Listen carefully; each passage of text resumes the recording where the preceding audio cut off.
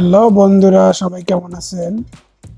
আজকে আমি আপনাদেরকে দেখাবো কিভাবে আপনারা আপনাদের ছবির পিছনের ব্যাকগ্রাউন্ডটা চেঞ্জ করবেন খুব সহজে ক্যাপকাট সফটওয়্যারের মাধ্যমে। এর জন্য আপনাদেরকে সর্বপ্রথম যেতে হবে প্লে স্টোরে, গুগল প্লে স্টোরে। ওখানে গিয়ে সার্চ করতে হবে ক্যাপকাট, CAPCUT, ক্যাপকাট।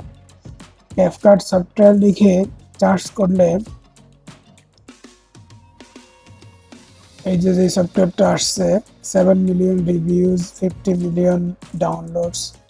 এই সফটওয়্যারটা আমার অলরেডি ডাউনলোড করা আছে, এই জন্য ওপেন দেখাইতেছে।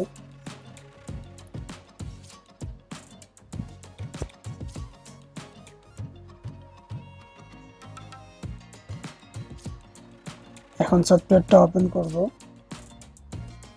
ওপেন করার পরে কিভাবে ফটোর ব্যাকগ্রাউন্ড চেঞ্জ করবেন খুব সহজে, ওই জিনিসটা দেখাবো আপনাদেরকে শুধু।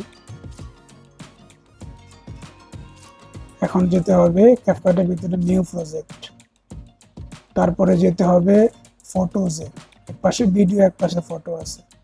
এখন আমার একটা ফটো সিলেক্ট করলাম, এই ফটোটার ব্যাকগ্রাউন্ড আমি পরিবর্তন করব। তারপরে এই ফটোটা অ্যাড করতে হবে। অ্যাড করার পরে এই যে লেফট সাইডে এডিট বলতে একটা অপশন আছে, লেফট সাইডে কর্নারে নিচে। ওকে, এডিটে যাওয়ার পরে তারপরে আছে এখানে কাট আউট, সরি এখানে না, কাট আউট আছে এখানে, এই যে কাট আউট।